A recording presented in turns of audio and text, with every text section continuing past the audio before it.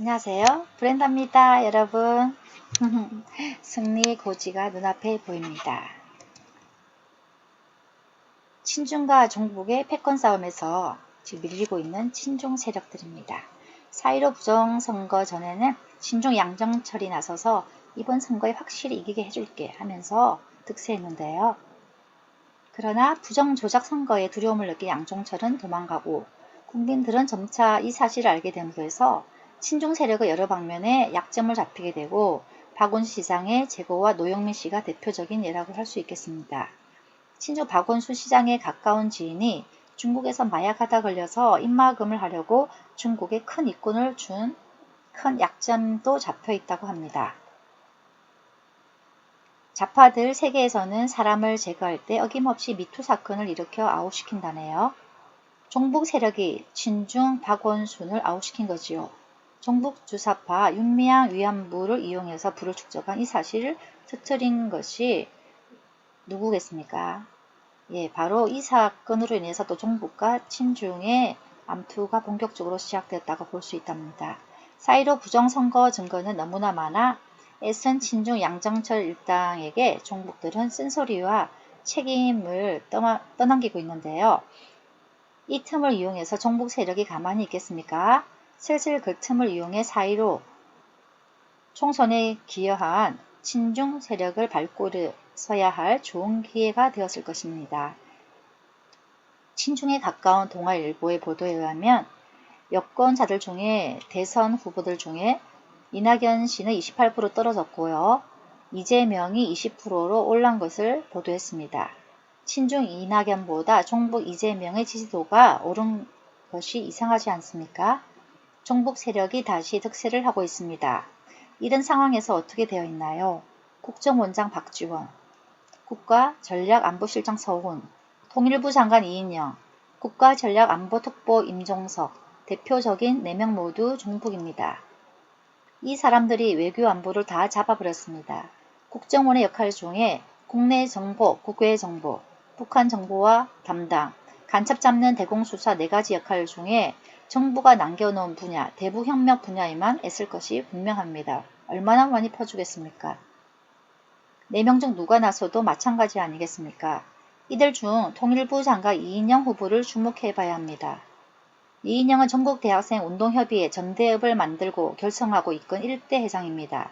머리에 피도 안 말랐다는 20대 초에 김일성 주최사장에 물들어 제대로 된 다른 공부를 하지 않고 일을 해본 적도 없을 뿐만 아니라 데모하다 감옥에 갔다 나오면 그들에게는 큰 영웅 대접을 받고 환영을 받는 이 좌파 진영에서는 그를 또 이끌어주어 국회의원 보좌관 또 국회의원까지 하며 대우받다가 여기까지 통일부 장관까지 온 것이 아니겠습니까?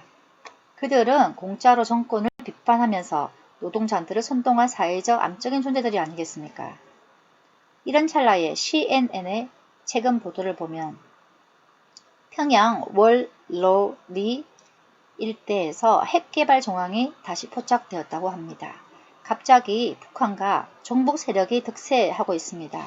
물론 박지원처럼 종북과 친중을 모두 옹호하면서 양다리를 걸치며 권력을 잡는 인사들도 제법 되겠지요.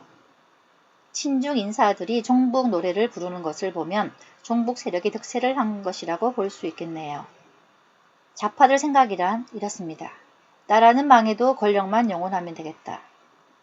퍼주기 전략, 그 포퓰리즘 힘이 먹히는 나라, 돈 주면 좋아하고 비판의 목소리가 쏙 들어가는군. 네, 저의 친구들도 돈 받고 나서는 비판을 그치더라고요.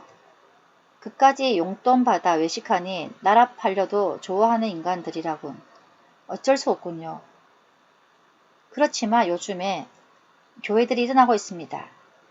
이인영은 교회를 가만두지 않겠다고 얘기하더군요. 근데 저들이 고민은 바로 이렇습니다. 저 교회가 문제야. 1천만 교회만 무너뜨리면 공산사회주의로 가기 쉬울 텐데 왜 저러냐고요?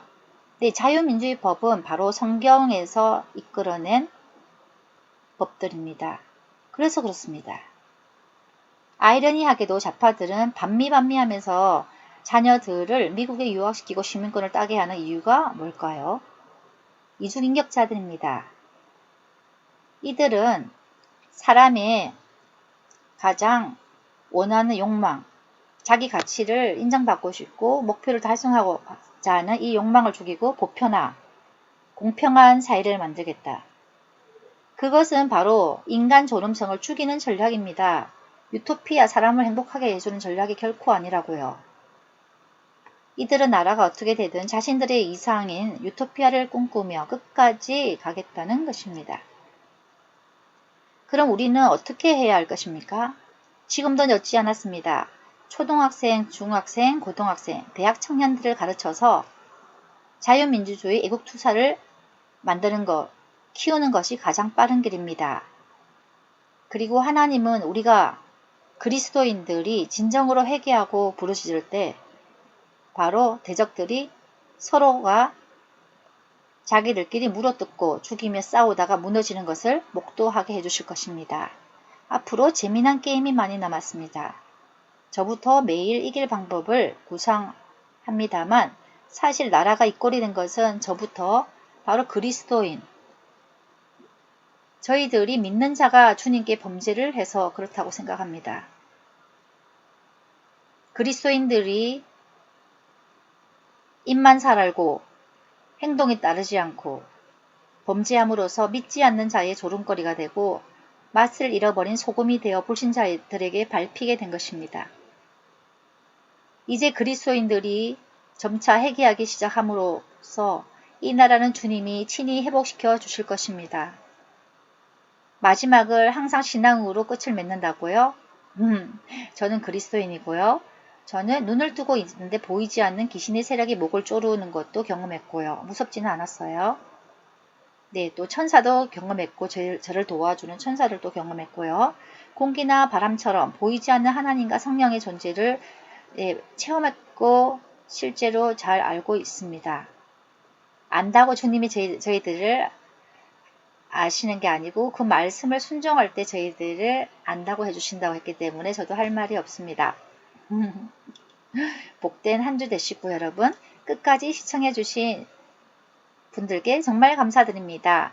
그분이 바로 애국전사님이고 최고인 분입니다. 화이팅! 감사드리고 축복하고 사랑합니다. 오늘도 좋은 하루 되십시오.